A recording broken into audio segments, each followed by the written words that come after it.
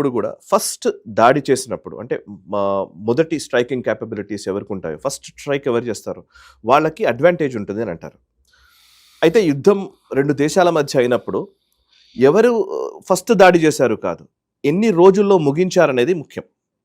ఎన్ని రోజుల్లో ముగించారు అన్నది ఈ రోజు ఉన్న పరిస్థితులు, అంటే గ్లోబలైజ్డ్ వరల్డ్లో ఒక రకంగా చెప్పాలంటే గ్లోబలైజేషన్ విపరీతంగా నడుస్తున్నటువంటి ఈ టైంలో, ట్రేడ్ గీడ్ అన్నిటికీ ఇంపాక్ట్ ఉన్న టైంలో ఎంత ఫాస్ట్గా ముగించగలిగావు అన్నది లెక్క.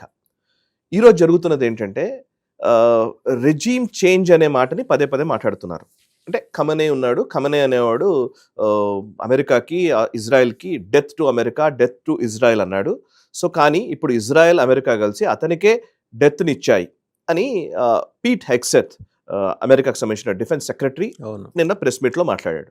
పీట్ హెగ్సెత్ చేసినటువంటి వ్యాఖ్యల్లో ఒక కీలకమైనటువంటి విషయాన్ని ఆయన ప్రస్తావించారు. ఆయన చెప్పింది ఏంటంటే, మామూలుగా యుద్ధంలో బూట్స్ ఆన్ ద గ్రౌండ్ అంటారు ఎప్పుడు కూడా. దాంట్లో ఏంటంటే యుద్ధంలో ఫస్ట్ స్ట్రైక్ చేస్తారు, ఎయిర్ స్ట్రైక్స్ జరిగినాయి, పైనుంచి దాడులు చేశారు, మిజైల్స్ కొట్టారు, రకరకాల ప్రిసైజ్డ్ అటాక్స్ జరిగాయి, అదంతా fine.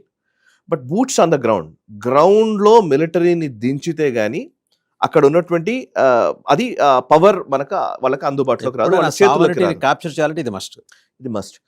So boots on the ground మీరు చేస్తారా అని ఒక అతను అడిగాడు ప్రశ్న.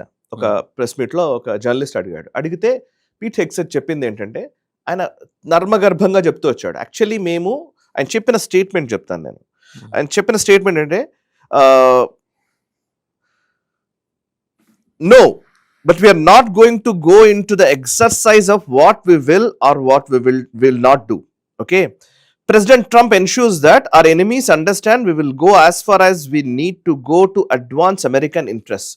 అంటే దిగుతాము అని చెప్పట్లే, at the same time American ఇంట్రెస్ట్లను కాపాడడం కోసం ఎంత దూరమైనా వెళతాము అని అంటున్నాడు.